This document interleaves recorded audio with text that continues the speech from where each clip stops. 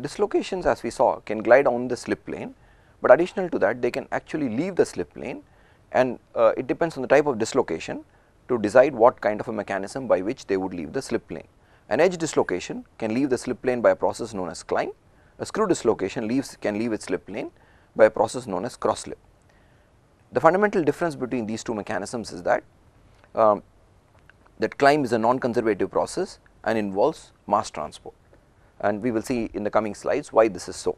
DCU processes are very important as far as plastic deformation goes, because if a dislocation moving on its slip plane gets stuck at some obstacle, then further plastic deformation by further motion of the dislocation would not be possible, and then if stress is sufficient, then some of the other processes like cross slip or climb can take place, and thus causing the continued motion of the dislocation. Of course, we have to remember that in the case of the edge dislocation, the process climb also needs sufficient temperature for mass transport to take place. So, what is meant by the climb of an edge dislocation? So, in this figure, for instance, there is an edge dislocation sitting here, and the extra half plane of atoms ends here. Now, therefore, the slip plane is the plane which is here as drawn in the figure. Now, the slip plane can move a plane above. Suppose my initial slip plane was a plane below. So, for instance, let me draw a slip plane here. Suppose my original slip plane was here, then it has actually moved a slip plane above, but correspondingly it can also move a slip plane below, and this can become my new slip plane. So, how does this take place? This means that an entire row of atoms have to either be accommodated, that means a row of atoms have to vanish. So, originally there would have been a row of atoms here, that means the half plane would have ended here, and this entire row of atoms have to diffuse into the crystal, so that you can have a positive climb. So, this is known as the positive climb.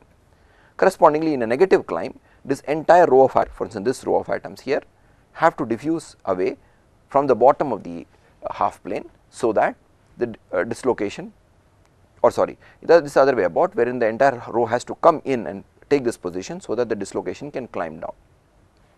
Now, what would happen if a row of atoms were to diffuse out from the center of a crystal, from the edge of this half plane? What would happen is that the vacancy concentration in the crystal would come down, and this would enable the climb up of a dislocation.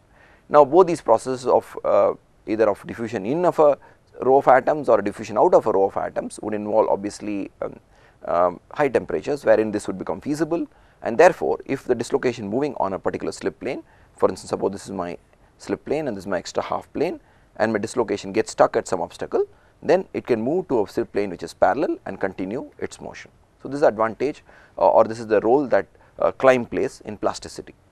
So, this is actually simple to understand, the process of climb for an edge dislocation, wherein the dislocation moves either one plane parallel to itself up or one plane parallel to itself down. A screw dislocation can leave its slip plane by a process known as cross slip, which has been schematically shown in the diagram here. In this case, you see that the plane, first the active slip plane is a blue plane, and for now we will assume that both the blue and green plane are crystallographically equivalent planes, and we know that the Burgers vector has to be in this direction, which is parallel to the dislocation line. So, as the dislocation line is moving towards this green plane, and then it intersects its green plane, and for now I will assume there is some reason, for instance there could be an obstacle, and of course the obstacle need not be the only reason, but there, for instance, there could be an obstacle in the slip plane which stops the motion of this dislocation line on the blue plane. Then if there is sufficient shear stress on the slip plane too, then the dislocation can actually cross slip and leave this blue slip plane and start moving on the green slip plane. So, this process by which a screw dislocation changes its slip plane, and we have to note here in this case we are not considering the change of a slip system, but merely a slip plane within the slip system, then we consider this process as a cross slip process. Of course, if there are competing kind of slip systems, then cross slip can also lead to a change of the slip system as well. So, this is a process by which a screw dislocation can leave a slip plane, and as you can see, as this involves no real mass transport, so cross slip can easily occur provided that there is sufficient stress on the slip planes for continued motion of the dislocation. So, we have seen that there are two mechanisms by which a dislocation can leave a slip plane. Edge dislocation can leave the current slip plane by climb, and screw dislocations can leave the current slip plane by cross slip. Now we ask ourselves another question, that we have told and in the previous lectures that a dislocation line cannot end within the crystal. So where can a dislocation line end? So a dislocation line can end either on the free surface of a crystal, or it can end on an internal surface or an interface, and such internal interfaces could be, for instance, a grain boundary. It can close on itself to form a loop, and we will of course take up some of these loops also. And finally, it can end in a dislocation reaction where then more than one dislocation line meet, and this is called a node. Okay. So the node is an intersection point of more than two dislocations, and we have to note that the vectorial sum of the Burgers vectors of dislocation meeting at a node is 0. So it is clear that a dislocation line cannot end within the crystal. So suppose, let me do an hypothetical experiment wherein I insert an extra quarter plane of atoms into a material. So initially what we were doing throughout was inserting an extra half plane. Suppose I have a crystal here and I insert an extra half plane into this crystal. So this is my extra half plane, for instance. Okay. So this is my dislocation line. This is what I had pointed out. Okay. Now what if I don't so in this case the dislocation line ends on this free surface, the front free surface and the back free surface. What if I don't introduce an entire half plane, but I terminate my half plane somewhere in between the crystal? So I don't end my crystal dislocation there, I end my dislocation line here. So in other words, I don't insert an half plane, but I insert a quarter plane. Now in this case, it seems as if the dislocation is abruptly ending here at this point, but this is not true, because what is happening is that this dislocation line actually takes a bend and it leaves it on the top free surface. So in other words, this is one edge dislocation here located, and this is another edge dislocation located on this free surface. So this quarter plane also clearly tells us that a dislocation line cannot end inside the crystal and actually has to end on a free surface. Earlier we had dealt with the concept of positive and negative dislocations, and there are a few comments which are noteworthy here in this context. Now when do we have to consider a positive or a negative edge dislocation? Is when there are more than one edge dislocation on a slip plane. Then arbitrarily we assign one of those dislocations as a positive sign and the other as a negative sign. So a simple example would be, suppose I have my slip plane here and I have one dislocation like this, another, of course these are the half planes I am showing, so there is one dislocation here, another dislocation here. So arbitrarily I will call this positive and I will call this negative. I could have called them the other way about, and if I had just a single dislocation in a slip plane, it does not matter what I call it, I can call it either positive or negative. So there is no fundamental difference between a positive and a negative edge dislocation, except that it is a way of differentiating more than one dislocation on a slip plane.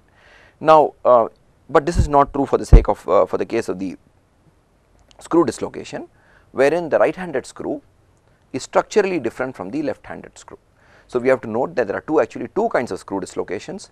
The right handed screw actually, if you draw a right handed screw, then the dislocation, the vector you will actually lead into the plane of the board. If you are sitting on a left handed screw, then actually you will come out of the plane of the board.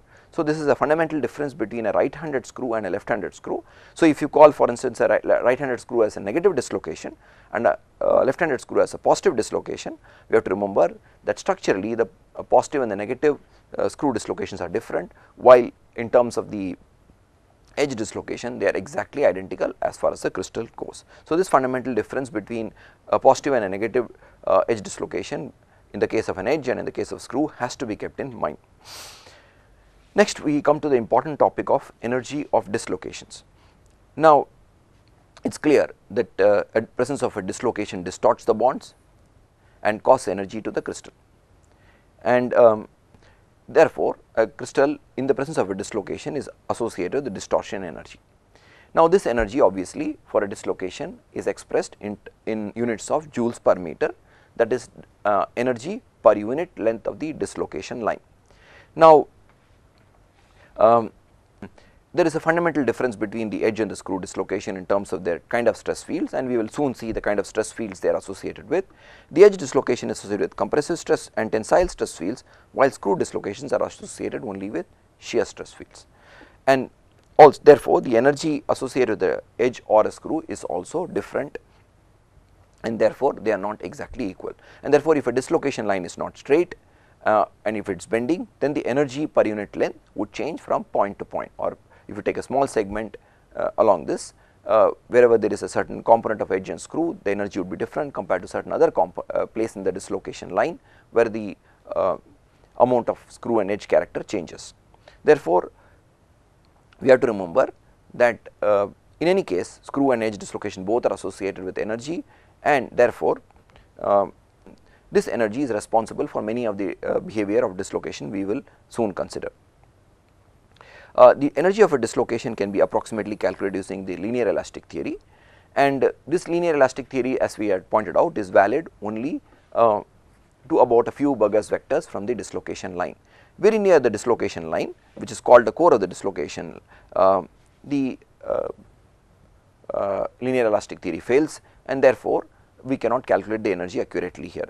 In those cases, we have to use atomistic methods to actually calculate the energy more accurately, wherein we assume certain kind of interatomic potentials. Of course, there are techniques wherein they use even a continuum approach or an approach which is similar to the continuum approach to calculate the core energy. But the important thing is that the core energy is about 1/10 of the total energy of the dislocation, and in many cases can actually be ignored while trying to calculate the total energy of the dislocation. The core region, again to reiterate, is about between about phi and b and phi b, depending on the bonding characteristics of the material and depending on the certain, for instance, the edge or the screw character of the dislocation. But for most purposes, for most common purposes, a formula which is given below here, like for instance the energy of dislocation is goes about as GB square by 2 is more than sufficient for calculating the energy of a dislocation. So, if I look at the total energy of the dislocation, I can divide it into the elastic part and the non-elastic or the core part. The elastic part or the core elastic part is the dominant part of the energy, and which is a long range coming from the long range stress fields. The core energy is confined to very close distances near the dislocation line, and this energy is about 1/10 of the total energy of the dislocation, and in most cases can be even be ignored. Now, if I look at the formula for the elastic energy of a dislocation per unit length, you can see that it is related, it is approximately half GB square. Now, in other words, the elastic energy varies as the square of the Burgers vector. So, this is an important point to note, and where B is the modulus of the Burgers vector. So, it is very important to note that therefore, the longer the Burgers vector a dislocation has, the energy will not just be linearly growing, it will grow as the square. So, this is a very important point regarding the energy of a dislocation, and from this formula it is clear that if I have a dislocation, it will tend to have as small a b as possible. Second thing, since it costs me energy to put a dislocation line, the dislocation line is associated with some sort of a line tension, which is nothing but an other side of viewing of the dislocation energy.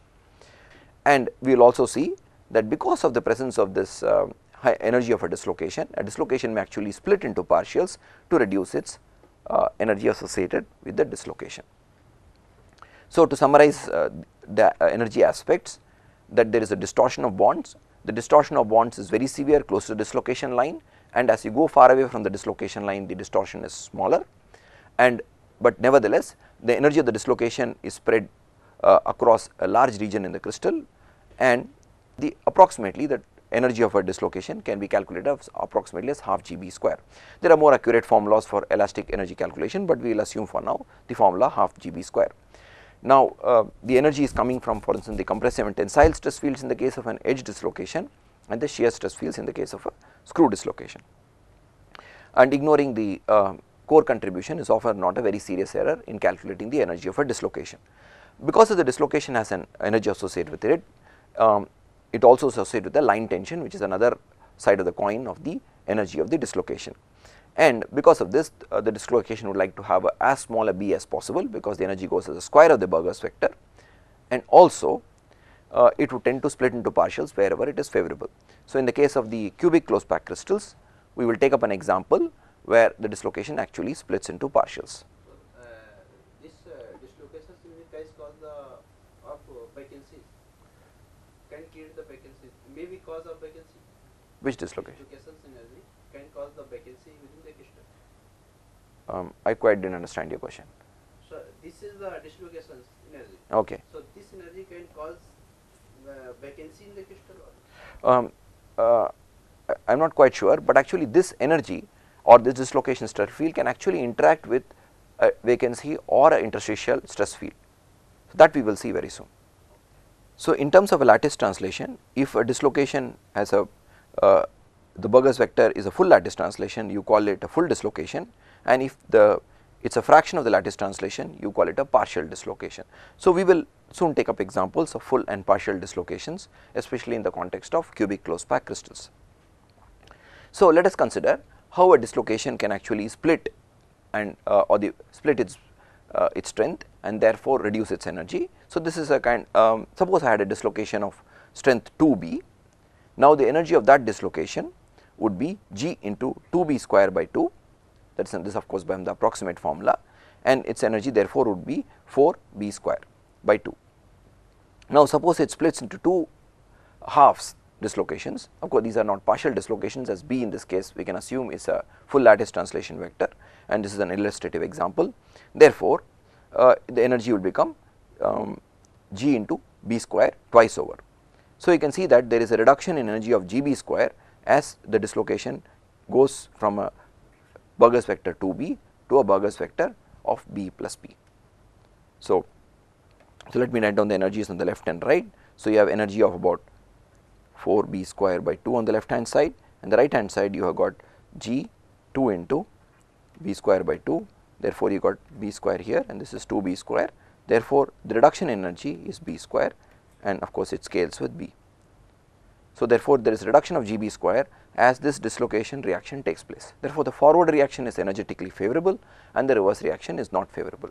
But so clearly you cannot have suppose had a slip plane, and suppose I can visualize a dislocation with the Burgers vector b, then what I mean by is of course an edge dislocation. What I mean by dislocation is 2b is nothing but two half planes, right, and this is not a favorable situation as far as a dislocation goes.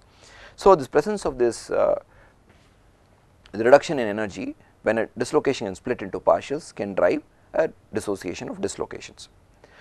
Now let us next consider the stress fields of dislocations, and this is a very important subject, because now the stress fields of dislocations are long range stress fields, and during plastic deformation these stress fields can interact with other stress fields in the material, like for instance it can interact with stress fields of other dislocations, it can interact with stress fields of vacancies, it can interact with stress fields of coherent precipitates, it can interact with stress fields also with grain boundaries, etc. So in various ways the stress field is responsible for the behavior of the dislocation in a material. And when we are talking about stress fields, first of course we will start with a very ideal kind of situation wherein a dislocation is present in a infinite body. That means I do not have any surfaces or edges in the body, and we will start with the description of an edge dislocation in an infinite body. So in an infinite body I can identify a mid plane. For instance in this diagram, so you can see in this diagram this is my mid plane. So above this mid plane you can see that, of course for instance in this diagram, of course it is inverse of this, there is in this with reference diagram there are compressive stress fields on one side of the mid plane and there are tensile stress fields on the other side of the mid plane, and this continues to the semi infinity.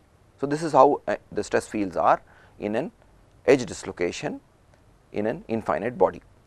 Now these stress fields will be altered if this dislocation is present in a finite body, and also it will be altered if this dislocation is an asymmetric position in the crystal. So these are some things which will alter the stress field of the dislocation. So this ideal situation would be a dislocation in an infinite body. The second approximation would be that the dislocation is present in a finite body and there will be significant changes in the stress fields of the dislocation, and we will take up some of these aspects.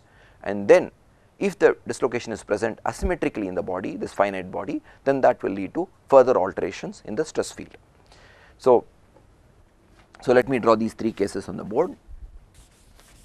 So initial cases, of course, I have an infinite body going to infinity in all directions.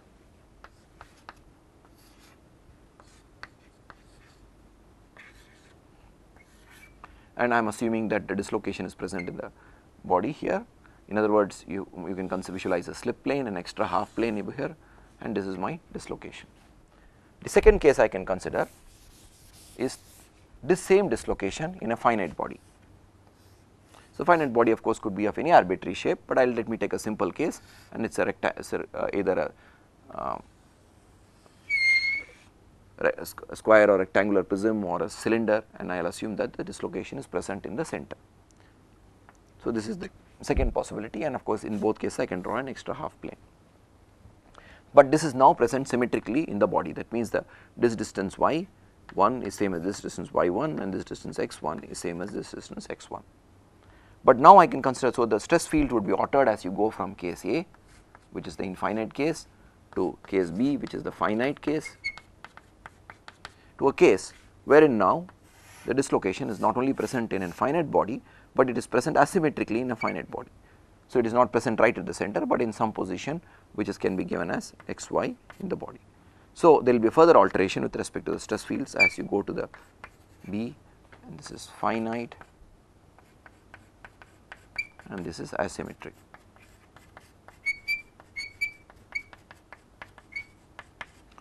So, of course, there can be more complications that I can assume a very arbitrarily shaped body, and wherein even there is an absence of any kind of a point of center, and I can put it a dislocation somewhere in the body and try to calculate its stress fields.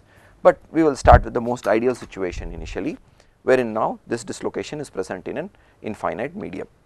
And when I am talking about these stress fields, I am typically ignoring the what I might call the core region of the dislocation, which cannot be computed using the elasticity theory. So, whatever equations, for instance the equations written below in the formula, are all derived using the linear elastic theory, and therefore, the validity of these equations is only to about a few Burgers vectors from the dislocation line. When you look at these equations, for instance, now look at the sigma x equation. So, you can clearly see that it depends on the shear modulus of the material, and we know that any quantity associated with the dislocation has to be associated with the Burgers vector, and since now I am talking about edge dislocation, you have a factor 1 minus nu which is coming here, and you can clearly see that this dislocation stress field, of course, we will understand this in terms of the contour plot of the stresses, which is easy to visualize compared to the equation itself. We will see that when I put x equal to 0 and y equal to 0 in any of these equations, then the stress field will blow up. That means that obviously there is a singularity at the center of the dislocation line, and these equations are not valid in this region. Therefore, we have to understand that the validity of these equations is beyond the core region of the dislocation. And so, we will see the plot of these equations to understand how these stress fields look, and how we can understand later on how these stress fields interact with other stress fields present in a material. So, obviously, we cannot talk about singular stresses in a real material because it cannot bear very high stresses. Now, these dislocation stress fields become very important when I talk about its interaction with other materials, but we have to remember that first thing this dislocation stress field would interact with those originating from an externally applied force or from other stress fields which are present within the material. So, these two aspects determine the motion of the dislocation, leading to many aspects of mechanical behavior of the dislocation. So, two kinds of stress fields we have to separate: the ones which I externally applied, which can get transmitted now to the dislocation and therefore cause its motion, or can cause it to cross slip, or one of those phenomena. The second thing I need to worry about, the internal stresses present in the material from before, and these internal stresses can come from as I pointed out, many other kind of defects like coherent precipitates, etc. And these interactions finally, the external and internal, would determine if this dislocation, for instance, is going to move, on which slip plane is going to move, and therefore the plastic behavior or the evolution of this system with dislocations with time. In these equations we have written down here, we assume that the material is isotropic. The equations get little more complicated when you are assuming an anisotropic material property, but just for now we will assume isotropic property, so that we have to deal with only two fundamental constants, g and nu, which will now completely describe the elastic behavior or the elastic stress field in this case of the dislocation. We have to of course understand that real crystals are actually anisotropic, and therefore if you are talking about a single crystal which is cubic, like a copper or any one of those sodium chloride, then we need to put in at least 3 elastic constants in the case of cubic, and if the symmetry of the crystal is lower, then we need to fit in more and more elastic constants, which will now describe the elastic behavior of the material. For now, in these lecture series, we will assume that the material is isotropic, and of course, the degree of error introduced by assuming this isotropic would depend on the degree of anisotropy in the material, but nevertheless, these can quite a bit describe at least the essential or the qualitative features of the stress field. Now, if I look at the plot of these stress fields, on the left hand side is the sigma xx plot, and the other stress plot on the right hand side the sigma yy plot. Now, we note that we already noted that I should not try to understand these stress fields very close to the dislocation line. In other words, very close to dislocation line, which I show here, where the dislocation is present, these equations are no longer valid, which I call the core region of the dislocation. Looking at the sigma xx field, I can see that the completely above this entire region is tensile, and the region below the mid plane is all compressive. So, the middle region, of course, the line at the center, which is the 0 line. So, this is my 0 line. So, there is an half space which is completely compressive, and there is an half space which is completely tensile as with respect to the sigma xx stress field. If you look at the sigma yy stress field, you can see that there are many regions of interest, that in this region it is you can see the green colors are all the positive stress field, green, and the so you can see here this is the 0 line somewhere here in the stress field. So, the blues hues are all the negative or the compressive, and the green ones and the red ones, for instance, these regions are all tensile.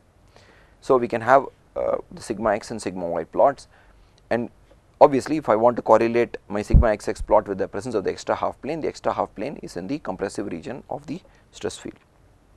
So, this is my compressive region wherein my extra half plane is present. So, now this is the typical plot of an sigma x, and you can in fact correlate it with this characteristic butterfly kind of a shape. And the important point to note is that the stresses in the core of the dislocation or very near the dislocation line are of the order of gigapascals. So, you can see this is about, if you look at the line between the yellow and the red, which you can locate here between the yellow and the red, you can see it is about a half a gigapascal. Now, the reason that it is very interesting that actually now I am describing a dislocation with very high stress fields, and these are the self stresses of the dislocation, and because dislocations are the very agents which cause plasticity by slip, this high stress fields cannot, in other words, it's not a very valid kind of argument to talk about plasticity being caused by these stress fields. Now, what is the role that this dislocation plays? One of the important roles that this dislocation stress field would play would be its interaction with other defects in the materials, and we will take up those interactions one by one, the most important of them being interaction with other dislocations in the material. Now, if I have two dislocations on a slip plane, so you can see in the figure below that there is the slip plane which is marked in dashed blue line, and you have a positive edge dislocation present on the left hand side and a negative edge dislocation present on the right hand side, then because of these presence of these stress fields, this dislocation can interact with each other, and as you know, the one dislocation would have a compressive region at the top. So, this is my compressive region of the first dislocation, and the compressive region of the other dislocation would be present here, and therefore, the compressive region of this dislocation will be attracted to the tensile region of the other dislocation and vice versa, and therefore, these two dislocations, one positive and one negative, would actually be attracted. On the other hand, if both the dislocations had the same sign, assuming that this is a positive, there is also would be a positive dislocation, and still I am discussing only the edge dislocations. Therefore, these two dislocations would actually repel each other. So, if I try to bring these two dislocations towards each other in the first set, so this is my case A, the attractive case, and the case B, which is my repulsive case. In case A, the energy of the system would reduce as these two dislocations come towards each other, and in case B, I need to actually apply more stresses to drive these dislocations towards each other, and in case B, the energy of the system would increase as these dislocations came towards each other. Now, In this case, you present a case where the slip lane for both the dislocations are same. If the slip lane for both the dislocation is different. so we have considered the simplest of the cases. Things can get extremely complicated. For instance, I can have one dislocation with a slip lane here, and then another dislocation with a slip plane here. Then you would have various regions in which there is an attraction and dislocation. Actually, you can divide them into many quadrants depending on the angle between. So, now you have an x offset and an y offset between these two dislocations, and you can start drawing entire regions where there will be attractive or repulsive interactions. So, let us start with the simplest of this in this case, so that we can know that dislocations can attract each other, and what would happen in this case if these two dislocations came together in this picture. And we will also see if there is if the force of attraction crosses the pulse force, then these two dislocations can spontaneously move towards each other and actually come together and cancel each other. So, in this case they can actually lead to a cancellation. That means a full plane would be present instead of an extra half plane, and therefore the dislocation would vanish. So, this system is a reduction in energy system, and this system is a repulsive system. And obviously, as you have pointed out, we can actually take up more complicated cases where one dislocation has a certain orientation, other dislocation has a certain other orientation in the crystal, and find out the interactions. But in these cases, we will not have well defined analytical formula, or the ease of calculation may not be that simple. We will take up other interactions of dislocations, other kind of defects very soon. Before that, let us take up dislocations in cubic closed pack crystals. In cubic closed pack crystals, we know that the slip system consists of a dislocation on a closed pack plane along a closed pack direction. So, the Burger's vector will be a closed pack plane on a closed pack direction on a closed pack plane. Now, of course, this is the family which I am indicating here. Suppose I am talking about a specific Burger's vector, like for instance B can now be, for instance I can take a specific value that it can be 1, 1 bar 0.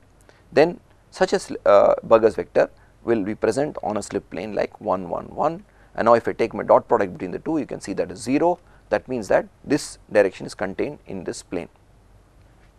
In CCP crystals or the cubic closed pack crystals, perfect dislocations have a tendency to split into partials to lower their energy. So, there are two kinds of partials which are found in CCP crystals. One is known as the Shockley partial, another is the Frank partial. So, in this context of splitting of the dislocation to lower its energy, we will consider the Shockley partial, which we will see very soon. The region between the two partials on the slip plane is a region which we call the stacking fault, and this stacking fault is a two-dimensional defect and is associated with the stacking fault energy.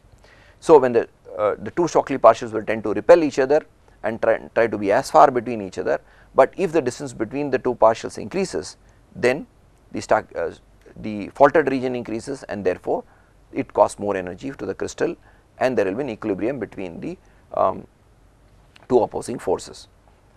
Now, so this is what I am saying here, that the two partials repel each other and want to be as far as possible, but this leads to a larger faulted area and will lead to an increase in energy, and depending on the stacking fault energy, there will be an equilibrium separation between the partials. So, and of course, we will consider this a little more detail, but for now let me draw them schematically like this. Suppose I had a full dislocation line. So, this is my slip plane and I have a full dislocation line, and this full dislocation line at a node splits into partials.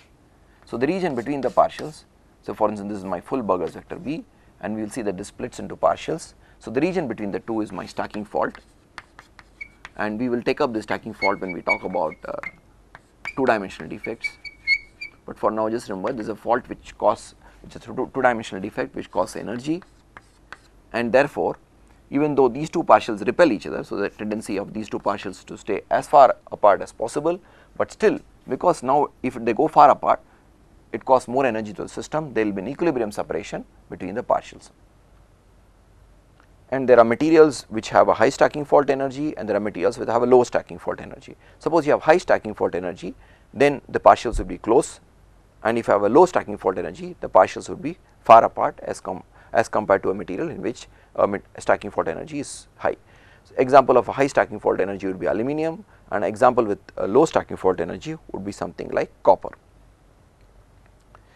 So, we will talk about that more in the case about the stacking faults when we consider two-dimensional defects. So, let us consider the configuration of these partials in the case of an cubic closed pack crystal. So, in the cubic closed pack crystal, as you can see, the Burger's vector is the red vector shown in this figure, and typically it is one of the members of the 1 bar half 1 bar 1 0 family. Now, the dislocation line, the extra half plane you can see in this figure is an 1 bar 0 extra half plane, and the slip system is 1 1 1. Therefore, we know that the dislocation line vector, the T vector, has to be of the type 1 bar 1 bar 2. In this case, specific example, it is the 1 bar 1 bar 2. It could be any of the, depending on the family of the slip system, actually the member of the family you are considering, it could be one of the 1 1 2 kind of a vector. Therefore, this 1 bar 1 bar 2 is contained in the 1 1 1 plane and the 1 bar 1 1 bar 0 plane. So, 1 bar 0 plane being the extra half plane, the slip plane being the 1 1 1 plane, and therefore, the intersection of the two is my line vector for the edge dislocation. So, this diagram shows you the geometry of the extra half plane for a full dislocation in the cubic closed pack crystal. Now, an important point to be noted, which will is that actually this Burgers vector now actually is an crystal translation vector. That means, it connects one lattice point to another lattice point in the crystal. But this Burgers vector corresponds to 2 extra half planes. So, this Burgers vector is associated with the insertion of a crystal plane, which is indicated in green, but this crystal plane actually consists of 2 atomic planes, and when these 2 atomic planes separate out from each other, we have the 2 partials in the case of an pure edge dislocation. So, what are the partials and what are the kind of vectors they are and what is the physical significance? So, let us start with the equation first, that the full Burgers vector is 1 bar 1 0 half 1 bar 1 0, which connects my atom in the corner, the atom in the center, which corresponds to a full Burgers vector. Now, this lies on the 1 1 1 slip plane. Now, this can split into 2 partials, which are now the Stokely partials, and the vector associated with the Stokely partial is 1/6 1 bar 2 1 bar, which lies on the 1 1 1 plane, and the 2 bar 1 1, which also lies on the 1 1 1 plane. So, how can we confirm this lies on the 1 1 1 plane? So, we make a dot product, for instance. So, this I have to make a dot product between now the 2 bar 1 1 plane direction lying on the 1 1 1. So, I multiply 2 into 1 bar is 2 bar plus 1 into 1 1 plus 1 into 1 1, which is equal to 0. So, this tells me that this Burgers vector or this partial Burgers vector 2 bar 1 1 lies on the 1 1 1 plane. So, you have 2 members of the 1 2 1 type of a direction which lie on the 1 1 plane, which form the Burgers vectors for the partial dislocation. Now, let us see if I can satisfy my reaction completely. So, that you can verify by checking that you have here 1/6 minus 1/6 plus minus 2/6. So, that makes it minus 3/6, which is minus 1. So, you can see that this is minus 1 by 2 minus half, which is what is the Burgers vector here. Similarly, you can confirm that this dislocation reaction is valid. But why would this dislocation reaction take place? That is actually to reduce the dislocation energy. So, let us confirm that actually the dislocation energy is less. If I now do the B square for this and the B square for this, so I have, suppose I call this the B2 and I call this the B3. Now, the sum of B2 square plus B3 square is 1/3, and the sum of the B1 square is half. You can see that half is clearly larger than 1/3. Therefore, this dislocation reaction goes in the forward direction to reduce the energy of the crystal. Now, what is the significance of these 2 vectors which we have shown here? Of course, vectorial addition of these 2 vectors gives the first vector as the simplest of the lot, but we need to understand the physical significance of these 2 vectors in the cubic closed pack crystal. So, what does my B1 connect? B1 connects a lattice position to another lattice position, and in the language of the closed packing, we can call this the A position being connected to another A position on the slip plane. Of course, I can draw this A to A connection as a vector here, or equivalently I can draw it like a vector which is shown here, the red vector which joins drawn here. Now, if I superimpose on these the other 2 vectors, the B2 and the B3, the B2 vector will be the blue vector, which is 1/6 2 bar 1 1, and it is shown here in this dislocation in this triangle also the same thing. So, this is now my red vector, which is now my half 1 bar 1 0, which is my red vector, and now this is splitting into 2 partials, the blue vector and the green vector, which have 1 to 1 kind of 1/6 1 to 1 kind of indices. But physically, this 1/6 1 2 bar 1 1 vector connects now. Suppose I call these the A positions, then these positions, the starting point of the blue vector will be the B position and the ending point would be the C position, and therefore, my blue vector which is 1/6 2 bar 1 1 would connect my B position to the C position, and the green vector would connect the C position to the B position. So, what I have done here, I have taken the A to A connection vector and translated so that it superimposes on the B to C kind of a vector. So, this is my B to B kind of a vector, and these two blue and the green vectors take the B to the C position and C to the B position.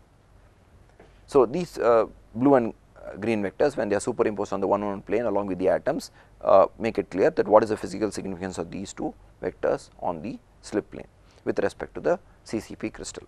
So, to summarize the important features of the partial dislocations in cubic closed pack crystals, that the slip system is obviously the closed pack plane 1 1 1 and the closed pack direction lying on it, which is the 1 1 0 kind of a vector, which I have shown in this diagram as the red vector.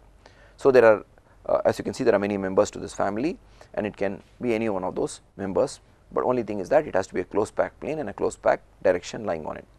Now, the energy of this vector B1 square is half, B1 square is half, and this would tend to split into partials of the type 1/6 1 to 1, and this would lead to a reduction in energy of the crystal. And these 1/6 1 to 1 type of vectors actually connect the B to the C position and C to the B position along the 1 1 1 plane. So, this is the physical significance of these two vectors as far as the cubic closed pack crystal goes. Now, when such a splitting takes place, and of course, another way to understand is that if suppose this were a pure edge dislocation I was talking about, then I can understand that this red vector, the full dislocation vector, and the associated extra half plane, the 1 bar 0 plane, the green plane in this case, is actually a crystal plane, but it consists of two atomic planes, and when you form two partials, these two atomic planes separate out and lead to partial Burgers vectors like 1 to 1, that is the 1/6 1 to 1. So, and this splitting is made feasible because there is a reduction in energy as the dislocation splits into partials. Now, we had talked about another kind of a partial in the cubic closed pack crystal, which is called a Frank partial dislocation, and let me draw these Frank partial dislocation by considering, suppose these were my 1 1 planes, and now you know that the repeat distance, suppose I will call this A, B, C and so forth. Suppose in this case I introduce now a small region of extra atoms, for instance, suppose from here I introduce, so this is my extra row of atoms, then the planes around this would be distorted, and as you go far away from this you will find that the distortion comes less, and therefore you will have perfect planes far away from this small segment. Looking down on the plane, so this is nothing but a disk of atoms which I have introduced inside the crystal. Now, this kind of a dislocation has a Burgers vector of 1/3 1 1 1 type, and obviously this is not a glissile dislocation as in the case of the Shockley partials, and so this disk of atoms leads to a dislocation loop. So, the boundary of this disk of atoms is the dislocation loop, which is the Frank partial dislocation. So, this is a Frank partial dislocation, and so these are the closed pack planes viewed edge on when I am trying to understand them. Instead of actually introducing a disk of atoms, actually I can do an experiment where I remove a disk of atoms, and that would also lead to a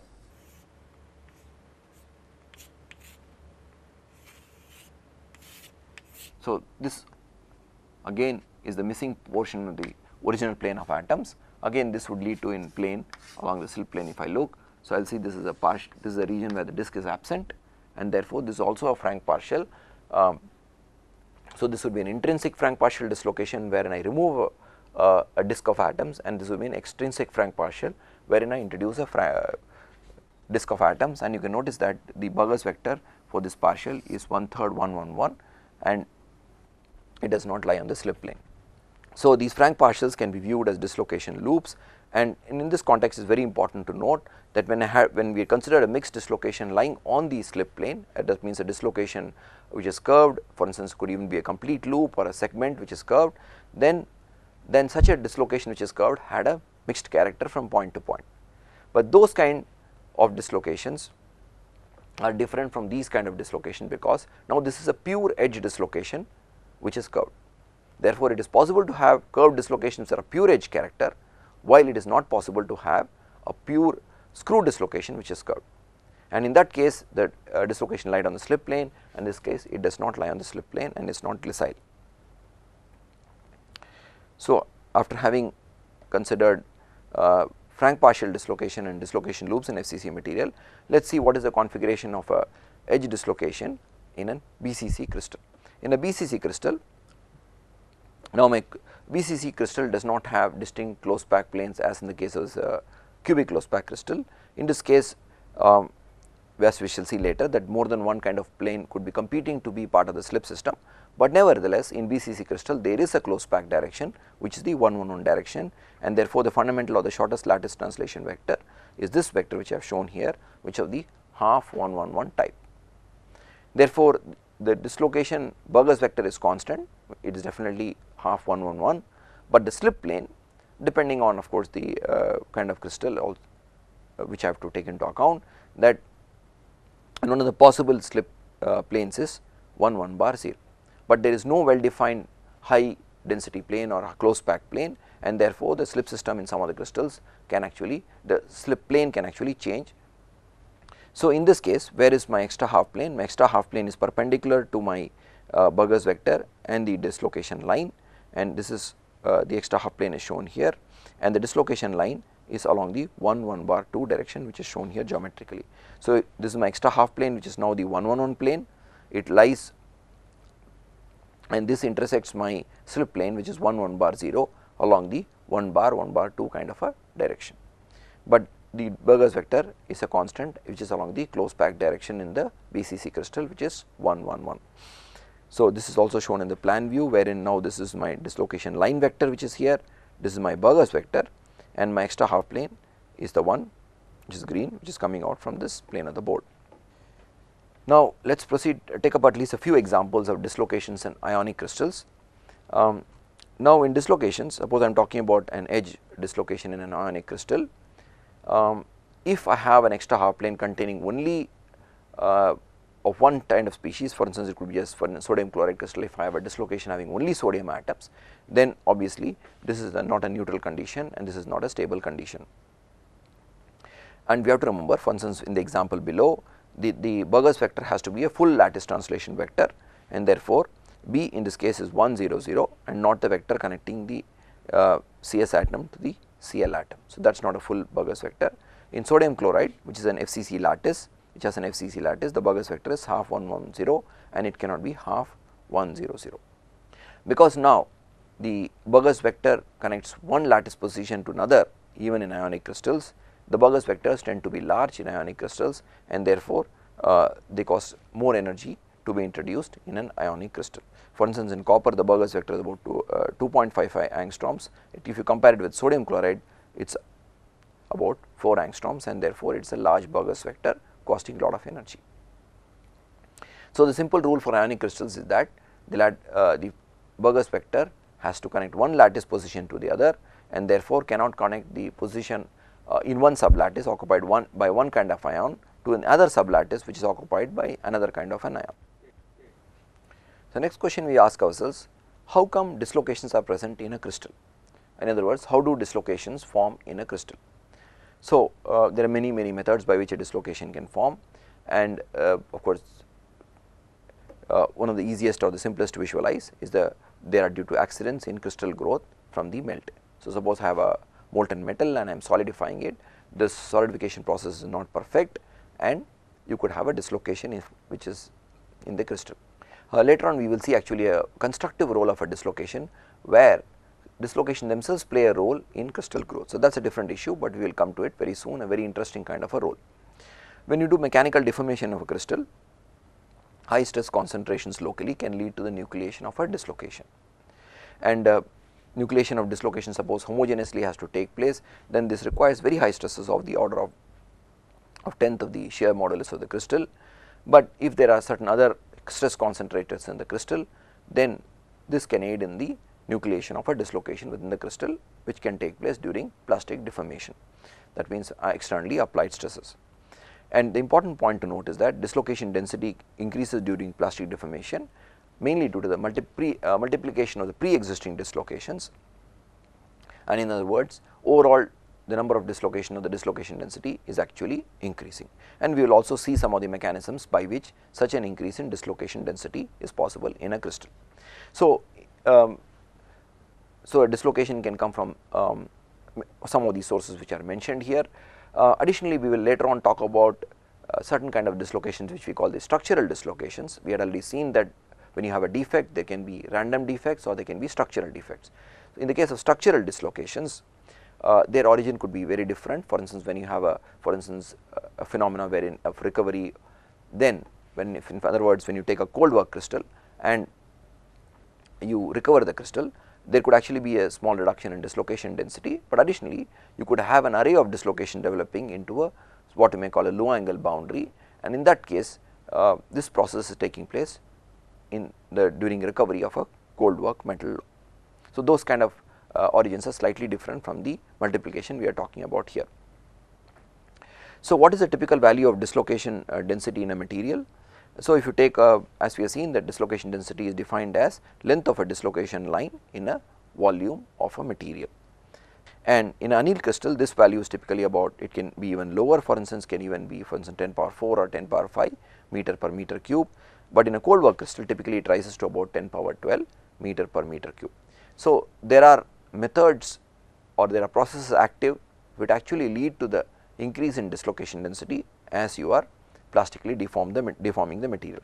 This is actually a very surprising aspect, because we know that the first step of plastic deformation is the motion of a dislocation leaving the crystal. So, if dislocations are leaving the crystal during plastic deformation, how is the density increasing? So, we will consider at least some examples or one example of how a dislocation density can increase during plastic deformation.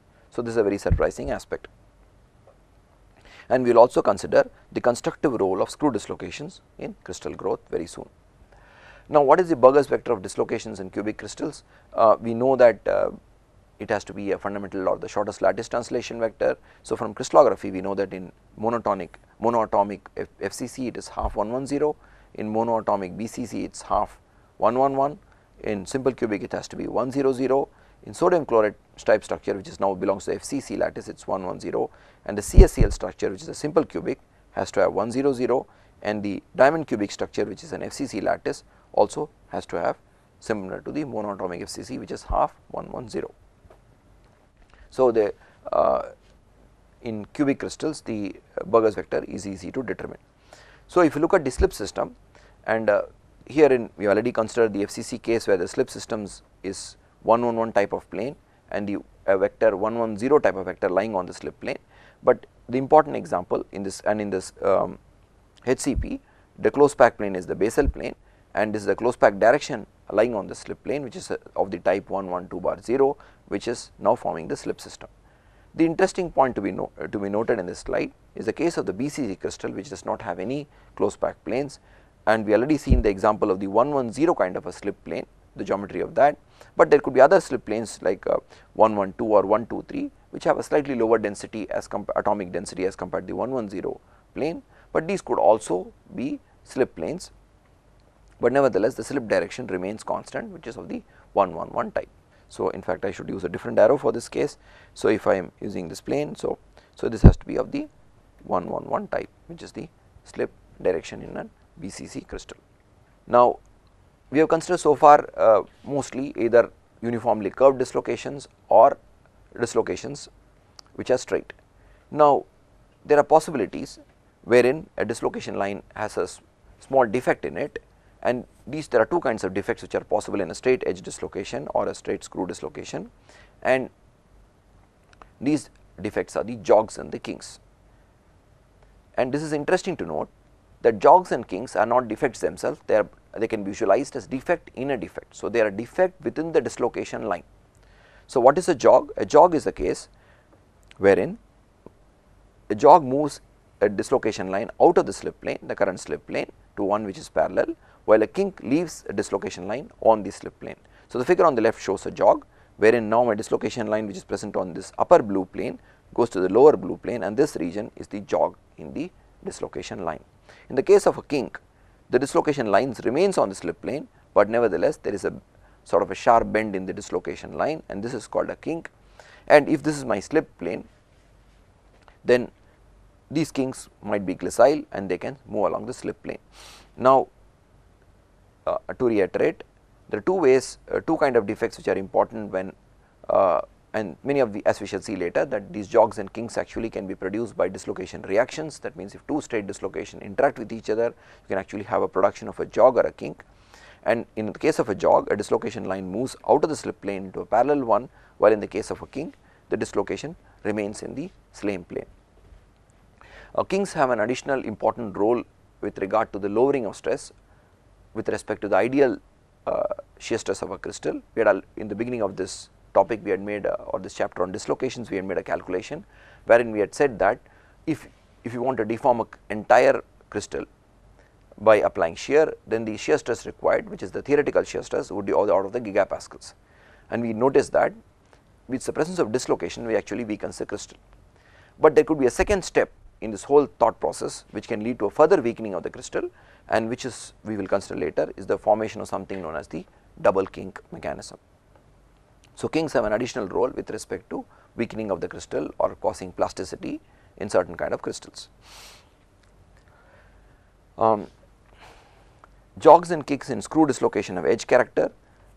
Jog in an edge dislocation has edge character, and kink in a screw dislocation has screw character. So, that character table has been summarized here.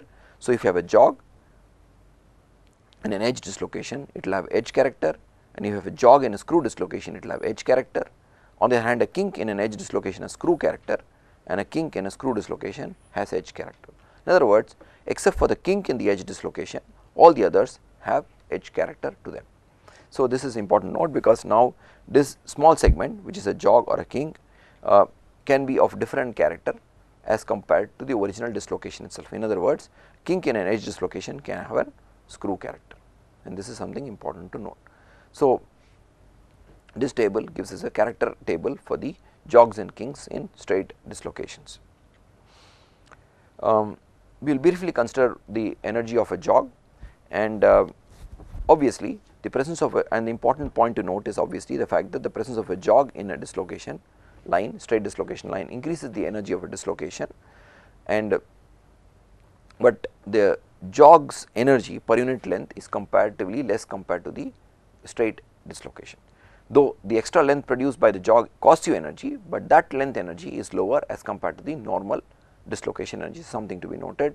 Therefore, whenever you have plastic deformation and jogs or kinks are being produced in the dislocation, then this costs energy to the dislocation, and this is perhaps obvious because now we are actually increasing the dislocation line length. An important point to be noted is that these jogs and kinks can actually be produced by dislocation interactions, and though it is perhaps not this kind of an interaction would be more appropriate to be taken up in detail in the case in a course on plasticity, but nevertheless we will, from the structural materials point of view, it is worthwhile to note the kind of interactions which can lead to the formation of jogs and kinks in a dislocation line. And as we had seen that these production of jogs and kinks in the dislocation line cost you extra energy, that means that it also requires extra stress to be applied to cause continued plasticity when such kind of a defects are forming on the dislocation line. So, what are the kind of dislocation interaction I can consider and how they can lead to the formation of these jogs and kinks? So, we will take up 4 cases, the first one being an edge-edge intersection or interaction between an intersection between an edge and an edge dislocation which have perpendicular Burgers vector. So, let us consider 2 edge dislocation, and the extra half plane shall be shown in grey color, and the 2 slip planes are marked in green and blue color. So, now I have in this case the green dislocation line with shown with a green Burgers vector moving downwards towards the slip plane, which contains now my blue dislocation line with a Burgers vector B2. So, when this dislocation interacts with this horizontal dislocation line on which you have the Burgers vector B1 imposed. In other words, now this horizontal dislocation line gets a jog in its length. That means now it gets jogged, the dislocation line, and no longer it is present on a single blue plane, but it is shifted from one blue plane which is shown here, to a parallel blue plane connected by a jog. This jog has an edge character and has a length B1, because this length B1 is coming from what this dislocation B1 imposes on this other dislocation, which is the blue type of a dislocation. Since B2 is parallel to the dislocation line B1, this intersection does not lead to any alteration in the green dislocation line, because the dislocation line vector B2 is now dislocation Burgers vector B2 is now parallel to the dislocation line of the green dislocation. Therefore, this intersection does not alter the green dislocation in any way, but since this B1 vector is perpendicular to the dislocation line, blue dislocation line, it leaves a jog as the dislocation moves along its slip plane. So, first among these interaction I am considering is an edge-edge interaction, in which a green dislocation with B1 vector travelling on a green slip plane is intersecting with a blue dislocation, that means blue dislocation line having a blue vector B2 drawn in blue color along a blue slip plane. This intersection leaves the B1 dislocation or the dislocation with B1 Burgers vector unaltered, while the dislocation which is blue in color has a jog produced on its dislocation line. So, this is an important point to be noted when two edge dislocation with a perpendicular Burgers vector intersect with each other. So, you have one unaffected, another having a jog along its dislocation line length. If you have two edge dislocation interacting, but with parallel Burgers vector, so in this case you can see that there is one green dislocation, and as usual as before the extra half plane has been marked in grey, and the blue dislocation, you can see that both the dislocations get kinked. So, the edge dislocation 1, which had originally a Burgers vector B1, has a kink in it of screw character. So, B1 dislocation develops this kink, and this kink has a screw character, because this kink is parallel to the vector B1. So, therefore, it is of screw character. The other dislocation, which is now my dislocation 2 with Burgers vector B2, which is now this Burgers vector, also develops a kink. In other words, the green vector B1 imposes itself on the blue vector blue dislocation line, and the B2 imposes itself on the green dislocation line, and therefore, you have double kink formation. And you can see that this kink is parallel to B2, the green kink on the green line, and the kink on the blue line is parallel to B1. And this kink, the second kink, is also of screw character, because now it is again parallel to the vector B2. So, you have two kinks being produced when two edge dislocations intersect with each other, and both the kinks are of screw character, and these kinks can glide on their respective slip planes. So, these are glissile kinks, and therefore, the kind of hardening that these kind of kinks give during plastic deformation is less as compared to the kind of hardening which those kind of kinks or jogs which cannot glide on the slip plane. Now, next we consider as an edge screw interaction, and in this case you have a screw dislocation which has a Burgers vector B1, B2, and which has a dislocation line shown in green. The edge dislocation has extra half plane shown in grey and has a Burgers vector B1. This is before the interaction, and after the interaction you can see that the edge dislocation develops a jog, and this jog has edge character to it, and this jog takes the edge dislocation from the one blue plane to another blue plane, and the screw dislocation develops a kink which is again of edge character. So, this B1 has been imposed on this B1 length has been imposed on this screw dislocation, this B2 length has been imposed on the edge dislocation. Therefore, you see that this small red segment is parallel to B2 and this small maroon segment is parallel to B1. So, each of the dislocations has imposed itself on the other dislocation, and the jog and the edge both are of edge character. Sorry, jog and the kink both are of edge character. Now, so to summarize this dislocation reaction, you have one edge and one screw in dislocation interacting with each other. The Burgers vector of these two dislocations are perpendicular to each other. The edge dislocation with a Burgers vector B1 develops a jog of edge character, and the length of this jog is B2. The screw dislocation with Burgers vector B2 develops a kink which is of edge character, and the length of this kink is B1. The fourth case is a screw-screw interaction. In this case again I consider the case of perpendicular Burgers vector between the screw and the screw dislocation, and this is a very important kind of interaction from the plastic deformation point of view. Now, as before, B2 will impose itself on the B1 dislocation line, this dislocation line, and B1 will impose itself on the other green dislocation line. So, after the dislocation reaction, you would notice that there is a jog on both the screw dislocations. So, and both these jogs have edge character. So, after the dislocation reaction has taken place, so there is this one screw dislocation with an edge segment in between which is a jog, the other screw dislocation which is a small edge segment which is a jog in the screw dislocation. So, to summarize this dislocation reaction, screw dislocation 1 with Burgers vector B1 has a jog of edge character produced on it, and the length of this jog is B2. On the other screw dislocation 2 which is a Burgers vector B2, there again a jog formed of edge character, and the length of this jog is B1. So, this is actually the modulus of the B1. So, I can maybe write it this way. So, I can write this is actually length is the modulus of these Burgers vector. Now, the important point to note is that both these jogs are non-conservative, that means they cannot move along with the dislocation line. So, these segments act almost like a pinning segment in the dislocation line. These segments which are of screw character can glide freely, while this segment which is of edge character cannot glide and would lead to a pinning. So, this would be a mechanism by which the material would harden. In other words, this dislocation reaction would produce non-glacial segments leading to hardening of the material. That means, this dislocation cannot freely move on the slip plane.